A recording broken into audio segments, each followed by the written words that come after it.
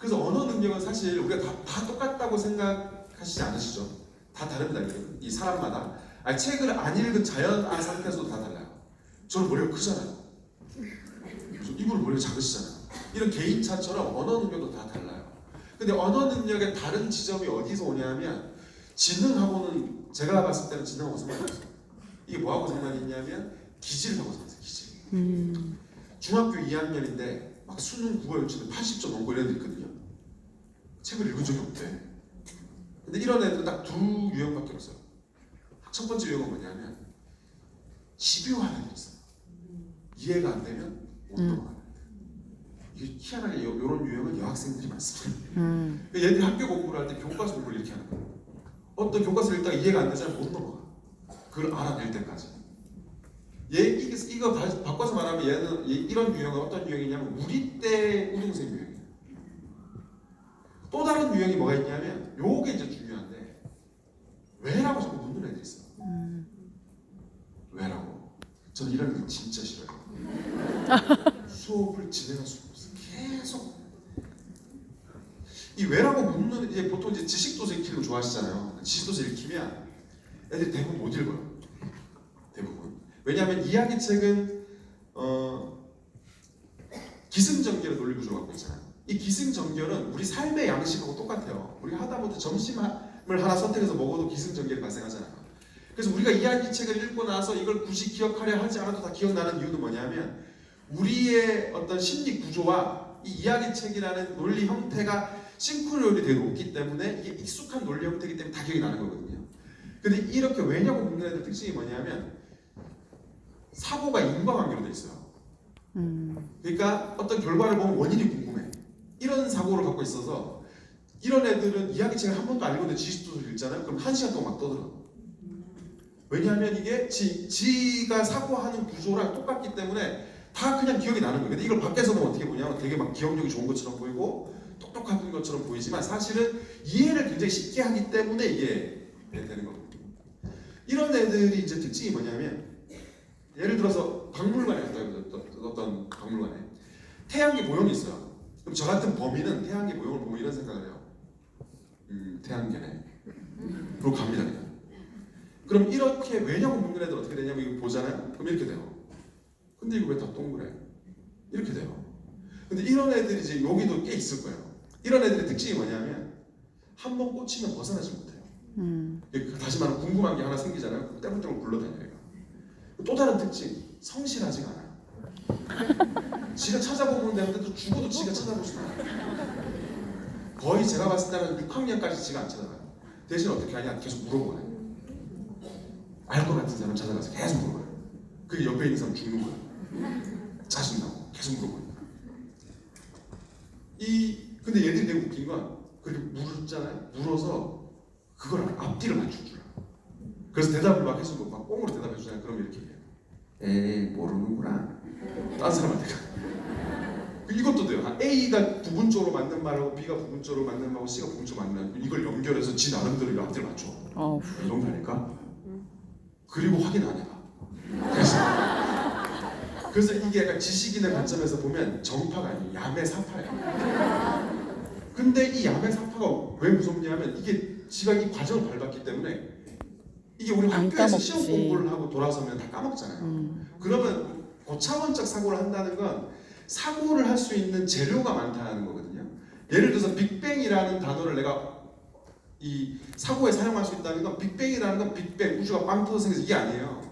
빅뱅이라는 건 예를 들어서 한 800페이지 정도 되는 천체 물리학 책 한 권이 그 빅뱅이라는 단어 안에 최소한 들어가 있는 거예요. 그러면 고차원적 사고를 한다는 건 700~800페이지짜리 책이 막 날라다니까 한 문장 안에서 이런 거거든요. 근데 우리는 이제 아주 기초적인 지식조차도 학교에서 공부를 하면 듣고 까먹어요.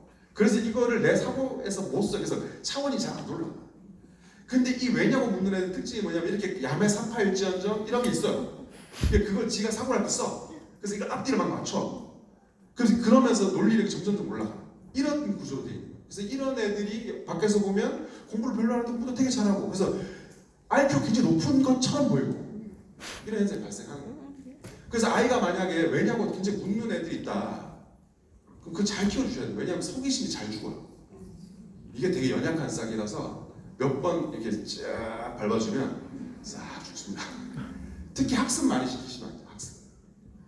학습을 많이 받은 아이들 중에서는 이런 애를 본 적이 없어요.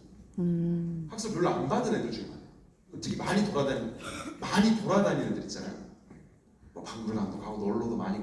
왜냐면 뭘 봐야 궁금해지거든요. 뭘 봐야 궁금해지고 궁금해져야 이 사고가 인과관계로 세팅이 돼요. 다 똑같다. 요 두 유형밖에 없어요. 맥락이 똑같다. 근데 그래서 당연히 이 두 유형밖에 없다는 것은 문명이 생겨난 일에 늘 그랬기 때문에 이 두 유형 이걸 키우는, 그러니까 수학 능력, 언어 능력, 사고력 이 같은 걸 키우는 이 교육법은 늘 있어 왔어요. 이게 자기주도 학습 얘기가 나왔을까 말인데, 자기주도 학습이라는 말이 얼마나 이상한 말인지 생각해 보신 적 있어요? 이 원래 자기주도 학습은 저 같은 교육학에 있는 용어입니다. 저 같은 어른이 예를 들어서 지질하고 공부하고 싶어. 그럼 저는 학교를 안 다니잖아요. 그럼 지질학에 관련된 공부할 텍스트를 선정해야 되잖아요. 그 과정부터 해서 이걸 실행하고 내가 지질학의 어떤 수준의 지식을 가달 때까지 내가 해 나가는 것, 이게 자기주도 학습이에요.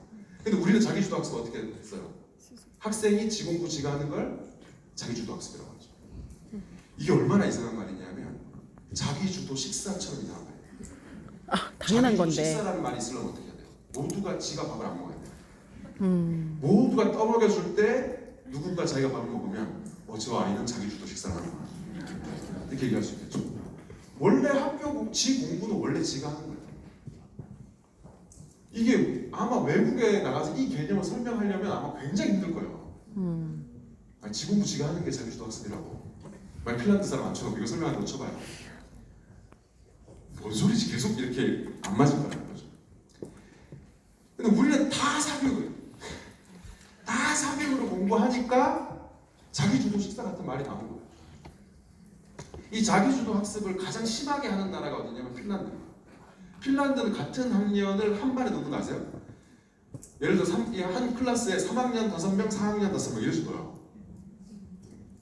걔네의 교육 철학이 가르치지 않을수록 많이 배운다거든요. 설마 안 가르치고 진짜 안 가르쳐.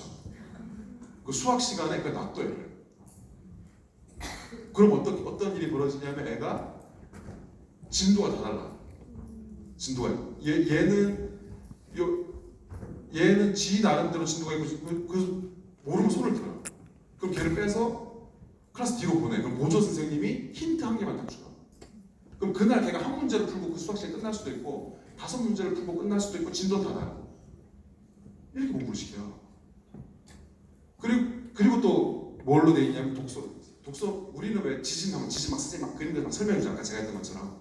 근데 핀란드는 어떻게 하냐면 이렇게 해서 펼쳐. 지진 나오지? 덮어.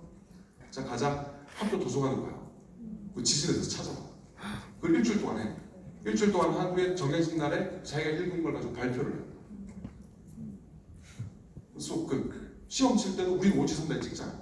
고등학생들은 어떻게 하냐면 문제가 이거예요. 지진에 대해 논하시오. 이게 끝이에요. 그래서 써야 돼요. 그냥. 그래서 핀란드 아이들은 교과서를 읽고 이거 쓸 수 있을까 이해가 안 되는데 못 쓰잖아요. 그래서 핀란드에서는 시험 칠 때 뭐라고 물어보냐면 많이 읽었냐? 이렇게 물어봐요. 공부 많이 했냐? 이렇게 안 물어봐요. 왜 많이 읽어야 쓸 수가 있어요. 이런 식으로 한다. 핀란드 교육이라는 건 요 두 개로 돼 있는 거예요. 그러면 이 하브루타는 뭐냐? 이 유대인 교육은 요 두 개로 돼 있잖아요. 하브루타는 인과관계로 사고하는 왜냐고 물어보는 애로 인위적으로 만드는 생활 문화 속에서 하브루타의 기본이 이거잖아요. 애가 뭘 물어봤을 때 넌 왜 그렇게 생각하는데? 넌 그게 왜 그런 거 같니? 이거잖아요. 이게 뭐냐면 사고 자체를 인과관계로 만드는 거예요. 문화 속에서. 근데 사실은 이 교육이 굉장히 중요해요. 왜냐하면 이거는 교육이 해야 될 기본 책무라고 저는 생각해요. 왜냐면 사고법의 가장 기본이 인과관계로 사고하는 거거든요. 인과관계로. 근데 우리는 고등학교를 주입식 교육이 나쁜 점이 뭐냐면 고등학교를 졸업해도 대학을 졸업해도 인과관계로 사고한다는 걸 몰라. 이렇게 돼요.